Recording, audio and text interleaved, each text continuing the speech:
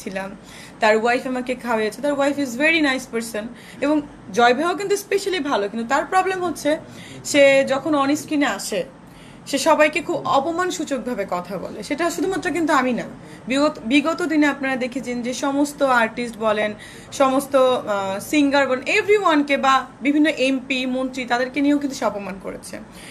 আরেকটা কথা আসে, সেটা হচ্ছে যে আপনারা জানেন যে আমাদের যে প্রতিমন্ত্রী যে ছিলেন কদিন আগে, আমাদের তথ্য প্রতিমন্ত্রী, এখন সে নাই, যাই হোক, সে টাইমে কিন্তু সে একজন এমপি অ্যান্ড প্রতিমন্ত্রী ছিলেন। তাকে সে ডেকে নিয়ে ওয়ান কাইন্ডস অফ ইনডিরেক্ট অপমান সে করে। সে বলে, আচ্ছা সবাই তো আপনাকে বলে টাকলা Murad, what is this, what is the behaviour, this is not call mannerism. তাকে তো ম্যানারিজম শিখতে হবে, কারণ সে একজন অ্যাঙ্কর এবং ভালো একটা বড় একটা প্রতিষ্ঠান, চ্যানেল আইয়ের মতো একটা প্রতিষ্ঠানে সে আছেন।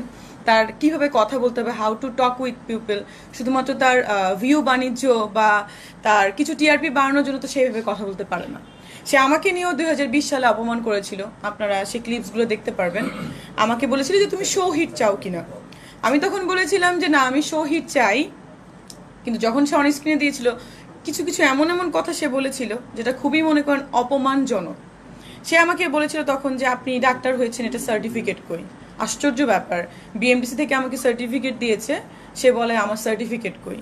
সে আমাকে বলে আমার আপন মামাতো ভাই এবং দুজন এবং খালাতো ভাইকে আমি নিয়ে গেছি। সে আমাকে বলে এরা শোনা যাচ্ছে কেউ আপনার আপন ভাই না, আপনি এদের সঙ্গে রীতিমতো থাকেন। What the hell topics! আমি ভাই একা, আমার ভাই বোন নাই। আমার যারা কাজিন আছেন তারাই আমার আপন ভাই বোন, তারাই এই যে আমার যে কোম্পানি, তাদের সাথেই আমি করি। মানে আমরা তো কখনো ভাবিই না যে তারা আমার কাজিন, আমি তো আপন ভাই এরকমই ভাবি। আমি বুঝলাম না, সে বলে আমার নাকি আমি নাকি কাজিনদের সঙ্গে থাকি। হোয়াট দ্য হেল মানে কথাবার্তা! এটা তো মানে এই ব্যাপারটা নিয়েই বলেছিলাম যে সে যেভাবে কথা বলে, সে যদি আমার সিনিয়র না হয়ে জুনিয়র হইতো, আমার তাকে থাপড়াইতে মন চাইছিল। বাট এটা তো গেলই গেল, সে কিন্তু আমার সঙ্গে কথা বলে সবসময়। সে চাচ্ছে যে বিষয়টা আরো একটু গড়াক, ইস্যুটা আরো বাড়ুক। সে কি করলো, একটা ভয়েস, সে আমেরিকায় গেল। সেই প্রোগ্রামটা কিন্তু আমারও যাওয়ার কথা, আমিও যাবো। 21 তারিখে আমার ফ্লাইট আছে, বাট আমি 2 দিন মানে ডিলে করেছি। আমি যাব 25-এ মেবি যাবো আমি। তো সে কি করলো, একটা ভয়েস ওখান থেকে পাঠালো, পাঠিয়ে সবকিছু ঠিক আছে, সে এটাতে যেতে চায় না, কথা বলতে চায় না, ফাইন। সে কি করলো, লাস্টে বললো একটা কথা মানে ভয়েস পাঠালো যে কুকুরের কাজ কুকুর করেছে, কামড় দিয়েছে পায়, তাই বলে কি কুকুরকে মারা আমার শোভা পায়। হোয়াট দ্য হেল! ওর কি আমার কুকুর মনে হয়? ওকে তো আমি লিগাল নোটিশ পাঠাবো ওকে আমি। এবং ওর যে প্রোগ্রাম, ও যদি ভদ্রভাবে কথা না বলে, এই প্রোগ্রামের আমি একটা রিড জারি করাবো কোর্ট থেকে। এটা হচ্ছে ভেরি মানে মানে কি বলে, এটা হচ্ছে true thing. And second thing, সে আমাকে এভাবে অপমান করে কথা বলার সাহস ওকে কে দিয়েছে? ওর আমি খাই পড়ি যে আমাকে অপমান করে কথা বলবে? Very very very much pathetic. আর একটা যে ওর যে শিক্ষার অভাব আছে, এটা এই কথাটাই কিন্তু বোঝা যায় যে ও একটা অশিক্ষিত, ও শিক্ষার অভাব আছে। ও আসলে অপমান করতে করতে, কেউ ওকে কিছু না বলতে বলতে ও এত দূরে চলে গেছে, মানে কিছু বলার নাই।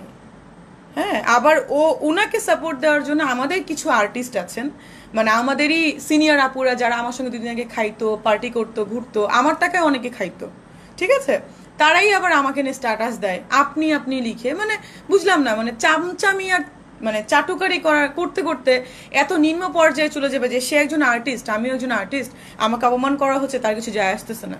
হ্যাঁ, তো কয়দিন আগে তারা বা কোথায় ছিল, কেউ চিনতো না। এত বছর মিডিয়াতে, আমার থেকে মিনিমাম 10 ইয়ার্স সিনিয়র হবেন সে, তো এত বছর কিন্তু তাকে কিন্তু কেউ চিনতো না। অনেক সেকেন্ড ক্যারেক্টার করেছে, পার্শ্ব চরিত্র করেছে।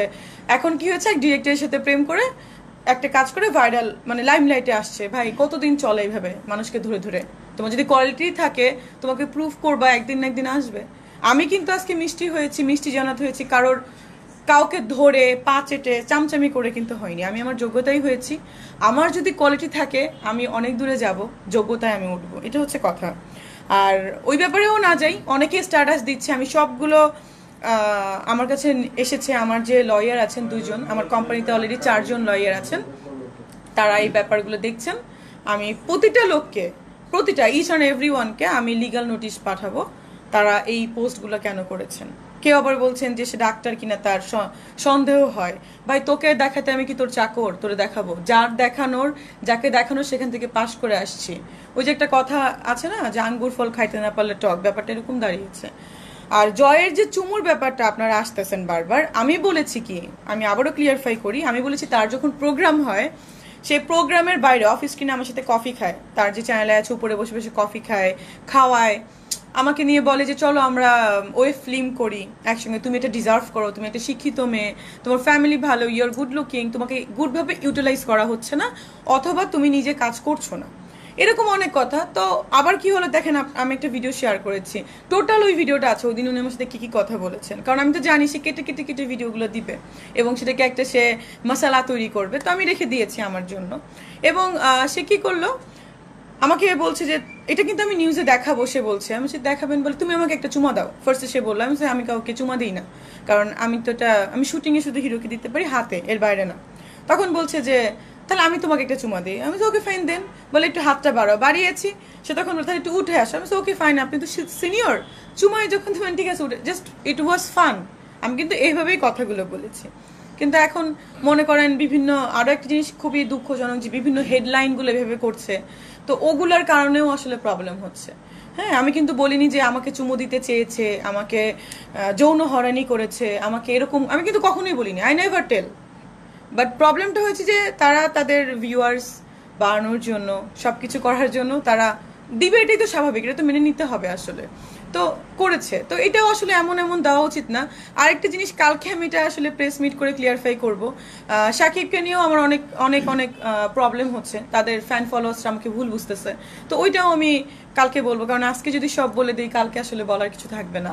আপু, এটা একটা প্রশ্ন ছিল, সেটা হলো যে আপনি যখন সাকিব প্রসঙ্গ যখন এসেছিল আপনার কাছে, তখন আপনি কিন্তু একটু আমতা আমতা ভাব ছিল এবং অডিয়েন্সরা অনেক কিছু ধরেই নিয়েছিল যে হতে পারে, যেহেতু সাকিব খানের সঙ্গে আপনার ভালো একটা সম্পর্ক ছিল, ডাক্তার যে উল্লেখটা আসছে, যেহেতু আপনি চিঠি থাকে একজনই ডালিউডের, আপনি ডাক্তার।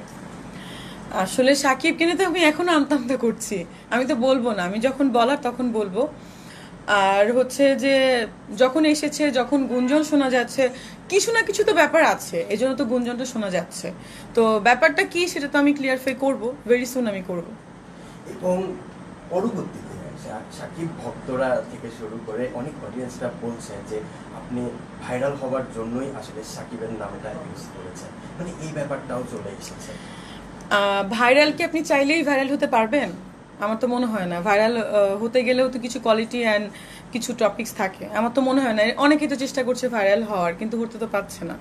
তো ভাইরাল আসলে হওয়াটা যেমন, এখন তো ভাইরাল হয়ে গেছে অলরেডি, তো যেমন ভাইরাল হওয়াটা আসলে এনজয়িং, তেমন আসলে প্যাথেটিক বা ডিস্টার্বিংও বলতে পারেন। আপনি শাকিব খানকে নিয়ে একটা কথা বলেছিলেন যে তার সঙ্গে আসলে কম্পেয়ার করার মতো আপনি নাই, কিন্তু একটা জায়গায় কম্পেয়ার করার মতো, সেটা হলো যোগ্যতার ব্যাপারটা আসলে বলেছিলেন না। এই ব্যাপারটাও অনেকেই ভালোভাবে নিয়েছে, অনেকেই খারাপভাবে নিয়েছে। আপনি আসলে কি চিন্তা করে আসলে এই কথাটা বলেছিলেন একটু বলুন। আমি বললাম তো, সাকিবের কোনো ব্যাপার আমি আজকে বলবো না, এটা আমি কালকে বলবো, কালকের জন্য রেখে দিতে চাচ্ছি। এবং পরবর্তীতে আমি একটু জয়ের কথা বলবো, যেহেতু জয় ভাইয়ের কথা আপনি বলেছেন, কিন্তু জয় ভাই সিনিয়র একজন অভিজ্ঞ একজন মিডিয়া পার্সন। টিস্যু দাও তো, 1 মিনিট ভাই, গলা শুকিয়ে যাচ্ছে, টিস্যু দাও, আমার গলা প্রচন্ড ব্যথা। তাকে নিয়ে অনেক মহলে সমালোচনা আছে, কিন্তু আলোচনাও আছে। উনি অনেক ক্রিয়েটিভ কাজগুলো করে এবং তাকে নিয়ে আপনি কিছু মন্তব্য করেছেন, আসলে এটা অনেকেই ভালোভাবে নিচ্ছে না, মানে এই ব্যাপারটা। এখন দেখেন কারা ভালোভাবে নিচ্ছে না, যারা মনে করেন জয়ের কাছের লোক, যারা জয় ভাইয়ের ফ্রেন্ড, যারা জয় ভাইয়ের কো আর্টিস্ট, বা যারা এত বড় একটা পজিশনের সাথে সে টাই আপ করা, তারাই কিন্তু ভালোভাবে নিচ্ছে না। কিন্তু সে যে বিহেভিয়ারগুলো করেছে, তাদেরকে আমি পার্সোনাল প্রশ্ন করতে চাই, তাদের সাথে বা তাদের মা বোনের সাথে বা তাদের ফ্যামিলি মেম্বারের সাথে যদি, বা স্পেশালি তাদের সাথে যদি এই প্রশ্নগুলো করা হতো, তাদের কেমন লাগতো? সে তো অন কাইন্ডস অফ অন স্ক্রিনে সবাইকে, সব মেয়েদেরকে সে প্রস্টিটিউট বানায় দেয়। সব নায়িকাদের এমন একটা প্রশ্ন সে করে, সব নায়িকা হচ্ছে এখানে মিডিয়ার নাম ট্যাগ করে প্রস্টিটিউশন চালু করেছে, এরকম একটা সে প্রশ্ন করে থাকে। কেন ভাই, ওনার কি তাই মনে হয়? গতকাল কিন্তু আমরা তানভীর তারেক ভাইয়ের একটা টক শোতে দেখেছি, পরিমণি কিন্তু জয়কে নিয়ে বিভিন্নভাবে মন্তব্য করেছে, যে আপনি যে কথাটা বলছেন যে ওনার শোতে ডেকে এনে নায়িকাদেরকে অসম্মান, বিভিন্ন ধরনের হ্যারাসমেন্টের শিকার। এটা নিয়ে উনি মত প্রকাশ করেছে, এটা নিয়ে আপনার মন্তব্য? না, পরিমণি তো বলবেই, কারণ পরিমণি না, আমাকে দেখেন, আমাকে ফোন করেছে রোজিনা আপু সেদিন, ফোন করেছে আমাকে, ফোন করেছে অরুণা বিশ্বাস দিদি আমাকে ফোন করেছে, আমাকে শবনম ম্যাডাম ফোন করেছেন, আমাকে শিলা ফোন করেছে, আমাকে জায়েদ ফোন, এভরিওয়ান আমাকে কিন্তু ফোন করেছে ব্যাপারটা নিয়ে, যে তুমি যেটা করেছো তোমাকে সেলুট জানানোর প্রয়োজন।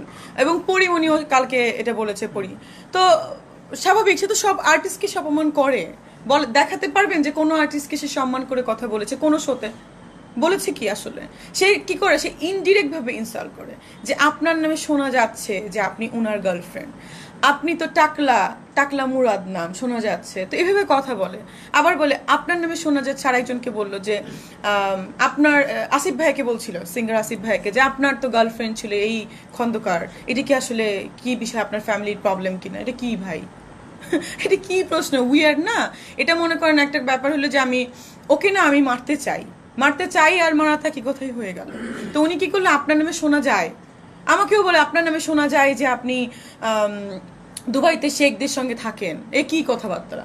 আপনার নামে শোনা যায় আপনার দুবাইতে বাড়ি আছে, তো বাড়ি কই আছে ভাই আমার? আমি জানি না আমার বাড়ি আছে, উনি বানাই দিল। আবার বলে আপনার প্রতি মাসে 50 লাখ টাকা নাকি আমি প্রতি মাসে ইনকাম করি।